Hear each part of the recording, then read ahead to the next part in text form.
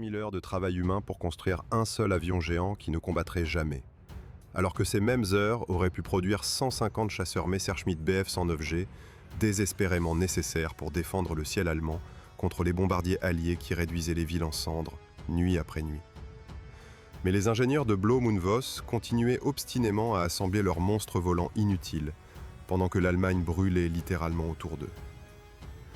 Le Blohm & Voss BV 238 représente l'un des gaspillages de ressources les plus monumentaux et les plus absurdes de toute la Seconde Guerre mondiale. Cet hydravion colossal incarnait parfaitement la folie de grandeur qui infectait certains secteurs de l'industrie aéronautique allemande, même pendant les heures les plus sombres du Troisième Reich. Pendant que les villes allemandes disparaissaient sous les tapis de bombes alliées, pendant que la Luftwaffe perdait ses pilotes expérimentés par centaines chaque mois, pendant que l'armée rouge avançait inexorablement vers Berlin depuis l'Est, des milliers d'heures de travail précieuses et de ressources rares étaient détournées vers la construction d'un hydravion géant qui n'avait littéralement aucune utilité stratégique ou tactique dans la situation désespérée où se trouvait l'Allemagne. L'histoire de cette aberration aéronautique commence étrangement avant même le déclenchement de la guerre, avec un projet qui n'était initialement pas du tout militaire. En 1940, Blohm & Voss travaillait sur le BV 222, un hydravion massif destiné à l'origine à transporter des passagers sur les routes transatlantiques longue distance. Cet appareil gigantesque, le plus grand hydravion accepté pour un service opérationnel pendant la Seconde Guerre mondiale, avait commencé sa vie comme un projet commercial de ligne aérienne de luxe avant que la guerre ne transforme radicalement ses objectifs. Lorsque les hostilités éclatèrent et que les vols de passagers civils s'évaporèrent rapidement, le BV 222 fut reconverti pour le transport de fret et de troupes. Mais les ingénieurs de Blohm & Voss, probablement grisés par l'ampleur de leur création, ne pouvaient s'empêcher de rêver encore plus grand. En 1940, alors même que la guerre battait déjà son plein, ils commencèrent les travaux préliminaires sur un successeur encore plus massif. Ce projet initial, désigné P200, représentait une ambition technique absolument folle pour l'époque. Si cet appareil avait été construit, il aurait été dimensionnellement plus grand qu'un Boeing 747 et presque aussi lourd qu'un bombardier Boeing B-52 complètement chargé. Imaginez un instant les proportions vertigineuses de cette machine. Son envergure devait atteindre 85 mètres, une distance comparable à celle d'un terrain de football américain. Son poids brut total aurait frôlé les 441 000 livres, soit environ 200 tonnes métriques.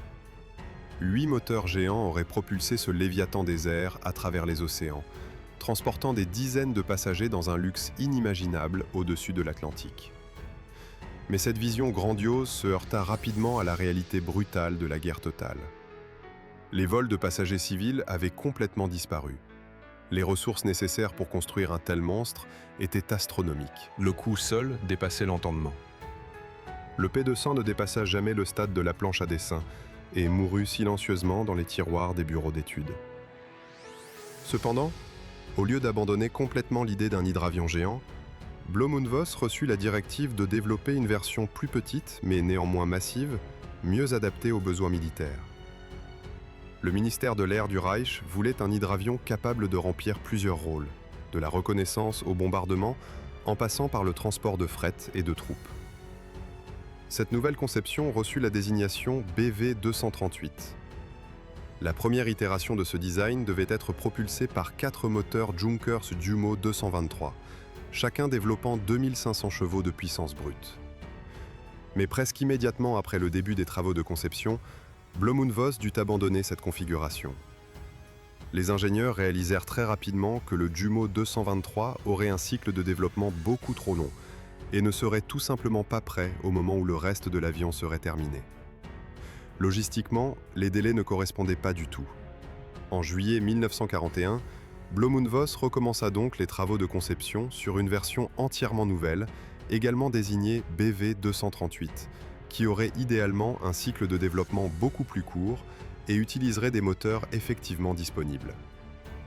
Utilisant le BV 222 comme sorte de base de référence, les ingénieurs conçurent un appareil qui était essentiellement une version agrandie du 222, intégrant des caractéristiques de conception plus modernes. Cette nouvelle mouture du BV 238 devait être équipée de 6 moteurs Daimler-Benz DB603 à refroidissement liquide en ligne, chacun développant 1900 chevaux.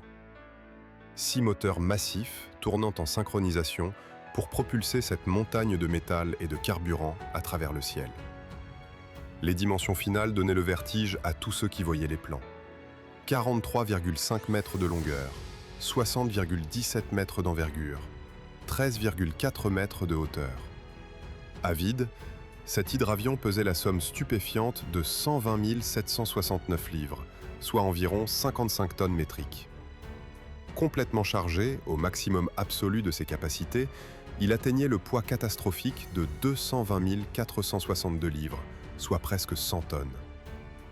Pour mettre ces chiffres en perspective, cela représentait près du double du poids brut d'un B-29 Superfortress américain, l'un des bombardiers lourds les plus imposants de la guerre. Mais parce que l'appareil était si gigantesque, nécessitait tellement de ressources et prendrait un temps considérable à construire, le ministère de l'Air du Reich voulait absolument construire des modèles d'essai à échelle réduite, incorporant certaines de ces nouvelles caractéristiques de conception pour s'assurer que l'avion se comporterait réellement correctement en vol. Construire directement le prototype grandeur nature, sans aucun test préalable, représentait un risque financier et stratégique colossal que même les bureaucrates nazis les plus téméraires hésitaient à prendre. Pour cette nouvelle conception, 2 entreprises reçurent des contrats distincts mais complémentaires. Blohm & Voss reçut un contrat pour 4 prototypes complets qui seraient construits avec 2 configurations de moteurs différentes.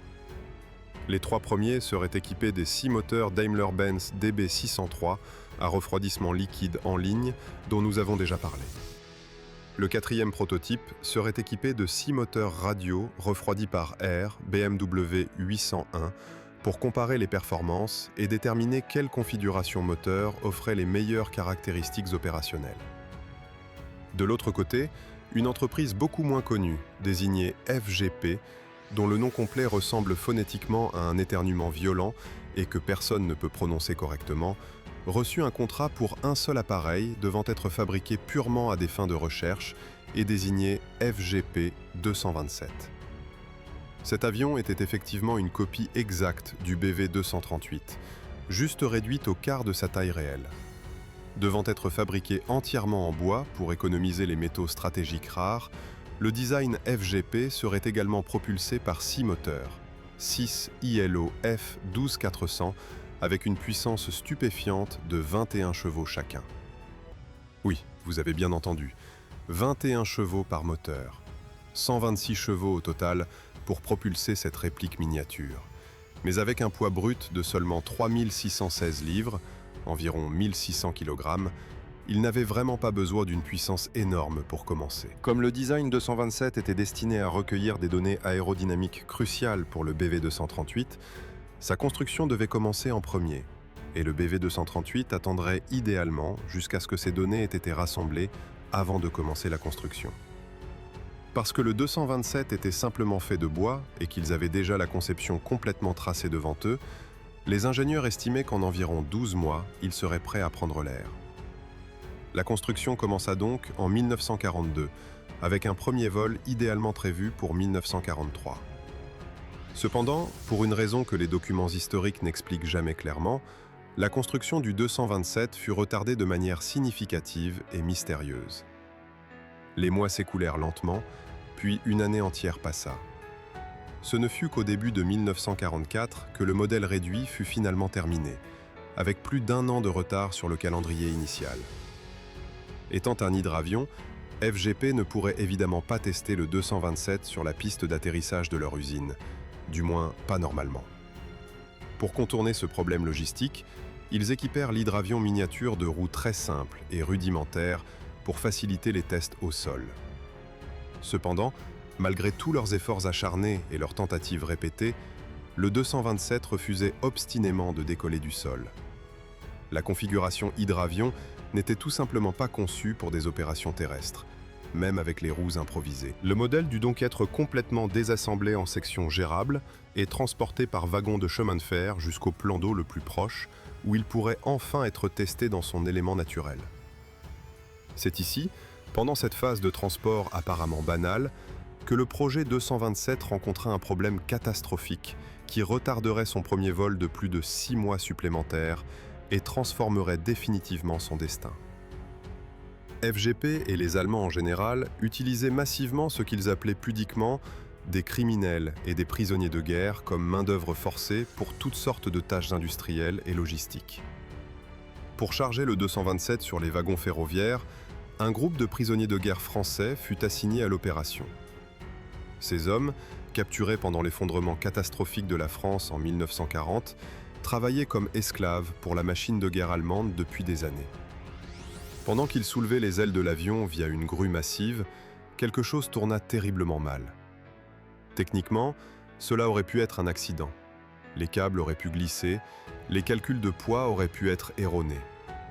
Mais la probabilité écrasante suggère que ces prisonniers français décidèrent délibérément de saboter le 227 dans un acte de résistance désespérée contre leurs oppresseurs. Au moment critique où l'aile massive se balançait dans les airs suspendue au câble de la grue, ils la laissèrent tomber.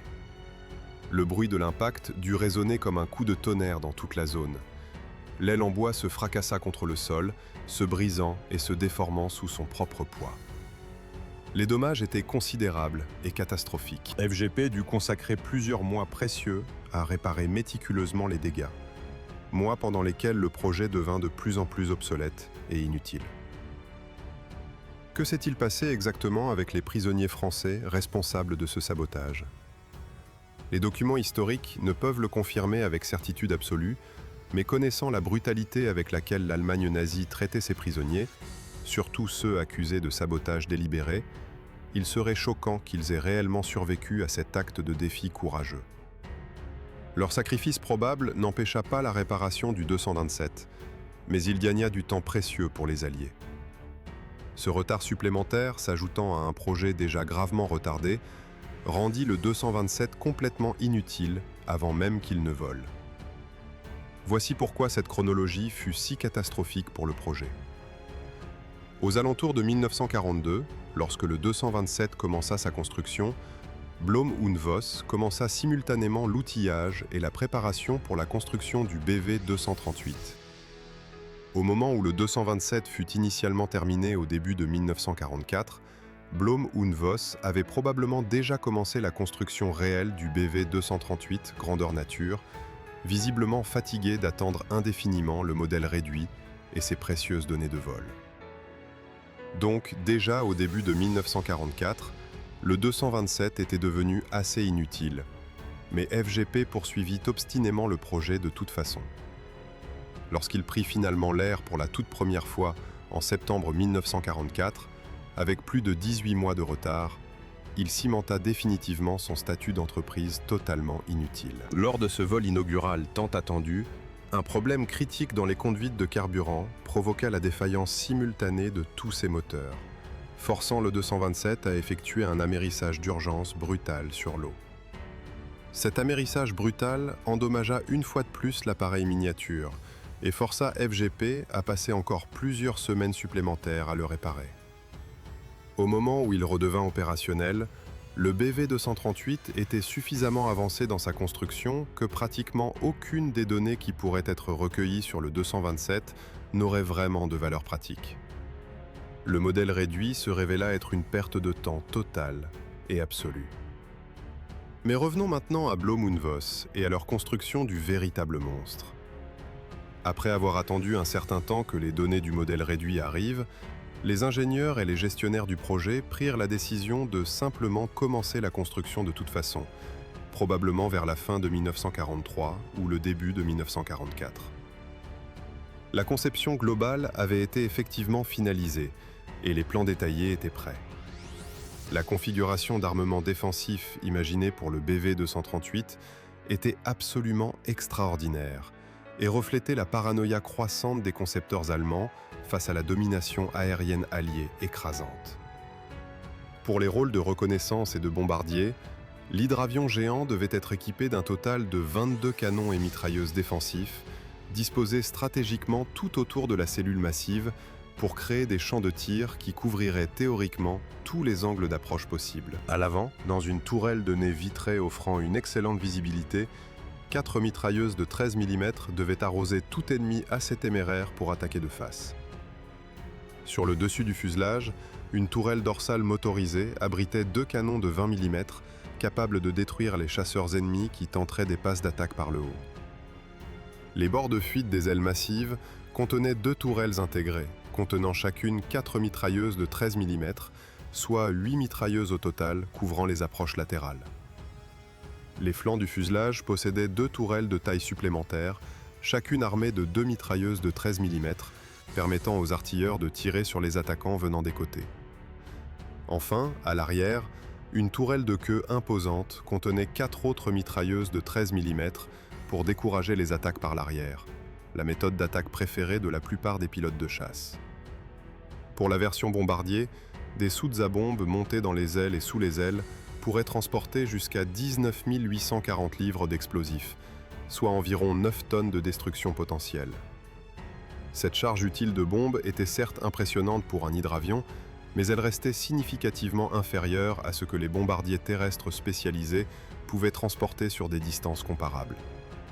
Le calendrier exact de construction du BV-238 reste enveloppé d'un certain mystère et d'une confusion considérable dans les archives historiques.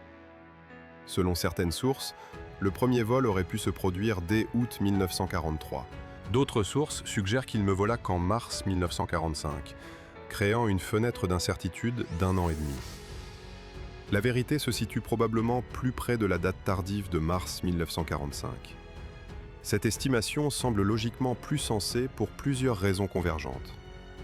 Premièrement, si Blohm und Voss avait attendu les données du FGP 227 comme initialement prévu, la construction n'aurait pas commencé avant la fin de 1943 au plus tôt. Deuxièmement, construire un hydravion de cette taille colossale nécessitait énormément de temps, de main-d'œuvre spécialisée et de ressources qui devenaient de plus en plus rares à mesure que la situation militaire allemande se détériorait catastrophiquement. Troisièmement, et peut-être plus révélateur, si le premier vol avait réellement eu lieu en 1943, pourquoi exactement le projet FGP 227 aurait-il été poursuivi jusqu'en septembre 1944 ? Cela n'aurait absolument aucun sens de continuer à travailler sur un modèle d'essai après que le prototype grandeur nature aurait déjà volé pendant plus d'1 an. Considérant également que Blohm und Voss était probablement occupé avec de nombreux autres projets militaires critiques qui détournaient l'attention et les ressources du 238, sa construction aurait probablement été relativement lente et aurait glissé jusqu'en 1945. Quelle que soit la date exacte de ce premier vol historique, les rapports d'essai indiquent que les performances de l'hydravion le plus lourd du monde à ce moment-là étaient remarquablement bonnes. Sa maniabilité, son contrôle et ses caractéristiques de vol global furent rapportés comme étant plutôt solides et prévisibles, surtout pour une machine aussi gigantesque et lourde.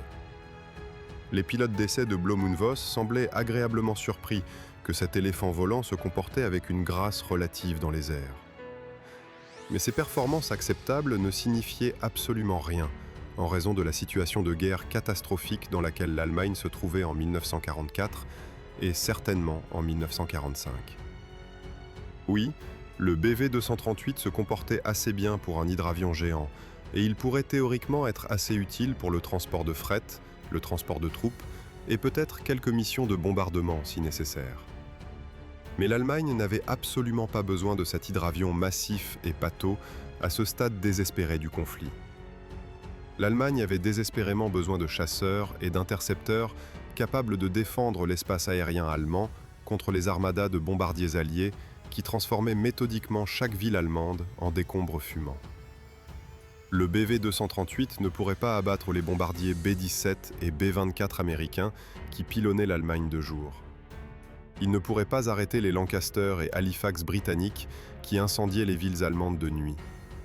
Il ne pourrait pas combattre les Mustang, Thunderbolt et Spitfire qui détruisaient systématiquement ce qui restait de la Luftwaffe. Peut-être que le 238 aurait pu avoir une certaine valeur au début de la guerre, lorsque l'Allemagne dominait encore les cieux européens. Mais à la fin de la guerre, il était pire qu'inutile. On pourrait même argumenter que son existence était activement nuisible à l'Allemagne et à l'effort de guerre allemand, simplement à cause du fait que la combinaison de l'outillage pour la production et la production réelle du BV-238 avait consommé ce total stupéfiant de 600 000 heures hommes que nous avons mentionné au début. Les premiers jours de mai 1945 marquèrent les derniers spasmes agonisants du Troisième Reich. Les armées soviétiques combattaient dans les rues de Berlin. Les forces alliées convergeaient depuis l'Ouest. L'Allemagne n'existait plus en tant qu'État fonctionnel, mais simplement comme un territoire déchiré par la guerre, attendant l'inévitable capitulation finale. Et pourtant, sur les eaux calmes du lac Schauelsee dans le nord de l'Allemagne, juste à l'est de Hambourg, le Blohm-und-Voss BV-238 flottait paisiblement, comme si la guerre qui faisait rage autour de lui n'existait pas. Cet hydravion colossal, ce monument à la démesure et au gaspillage, n'avait jamais effectué une seule mission de combat.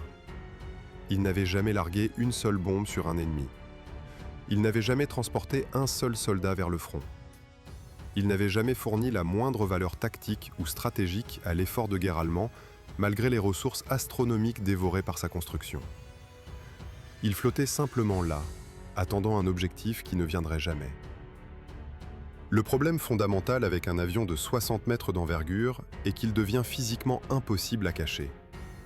Même posé sur l'eau, même entouré d'arbres, même camouflé avec des filets, sa silhouette massive se détachait comme un phare pour tout pilote allié survolant la région. Et c'est exactement ce qui se produisit quelques jours seulement avant la capitulation allemande officielle. Une formation de chasseurs P-51 Mustang américains patrouillait au-dessus du nord de l'Allemagne, cherchant des cibles d'opportunité, des convois militaires en fuite, des installations encore opérationnelles, n'importe quoi qui valait la peine d'être détruit dans ces dernières heures chaotiques du conflit européen. Lorsqu'ils aperçurent le BV-238 flottant tranquillement sur le lac Schauelsee, les pilotes américains durent croire initialement qu'ils hallucinaient. Un hydravion aussi gigantesque semblait trop gros pour être réel. Mais il était terriblement réel, et il représentait une cible que ces pilotes ne pourraient jamais oublier. Les Mustangs plongèrent pour leur attaque en piqué, leurs mitrailleuses de calibre 50 rugissant, alors que des centaines de projectiles perforaient le fuselage et les ailes de l'hydravion sans défense.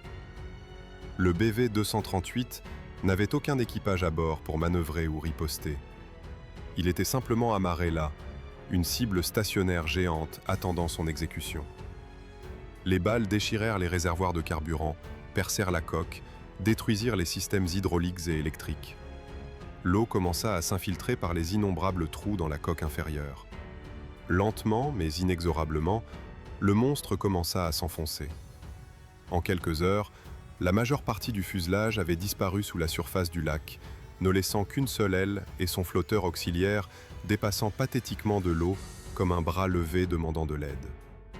Cette image d'une seule aile émergeant du lac devint le symbole parfait de toute l'entreprise BV-238. Un monument à l'orgueil, à la mauvaise allocation des ressources, à la poursuite obstinée de projets inutiles même pendant que tout s'effondrait. Après la fin de la guerre et la capitulation allemande, lorsque les puissances alliées occupantes commencèrent à nettoyer les débris du conflit, le BV-238 aurait techniquement pu être récupéré et reconstruit. La technologie et l'expertise existaient pour remonter l'hydravion du fond du lac relativement peu profond. Mais les Alliés prirent une décision délibérée et définitive. Ils interdirent formellement à l'Allemagne de récupérer l'appareil. Au lieu de cela, ils ordonnèrent que le BV-238 soit complètement coulé, éliminant même ce dernier vestige visible du projet. Des équipes de démolition s'assurèrent que l'aile restante disparaisse également sous les vagues. Le sort des deux autres prototypes BV-238, presque terminés dans les usines de Blohm-und-Voss, fut tout aussi définitif. Les forces d'occupation alliées empêchèrent leur achèvement et ordonnèrent leur destruction complète. Ces deux hydravions géants qui n'avaient jamais volé furent systématiquement démantelés et ferraillés, leurs composants dispersés ou fondus, éliminant toute possibilité que ce design absurde puisse un jour être ressuscité. Ainsi se termina l'histoire du Blohm-und-Voss BV-238, l'hydravion le plus lourd jamais construit pendant la Seconde Guerre mondiale, une merveille d'ingénierie qui ne servit littéralement à rien. 600 000 heures de travail humain, des ressources inestimables détournées de projets critiques, des matériaux rares gaspillés. Tout cela pour un appareil qui effectua quelques vols d'essai, puis coula au fond d'un lac sans avoir jamais rempli le moindre objectif militaire. Le lac Schauelsee abrite aujourd'hui toujours les restes rouillés de ce monstre au fond de ses eaux sombres. Un tombeau aquatique pour l'ambition démesurée et la folie bureaucratique. Si cette histoire incroyable vous a fasciné, laissez un like, partagez vos réflexions dans les commentaires et abonnez-vous pour découvrir d'autres récits d'avions extraordinaires qui ont marqué l'histoire de l'aviation militaire.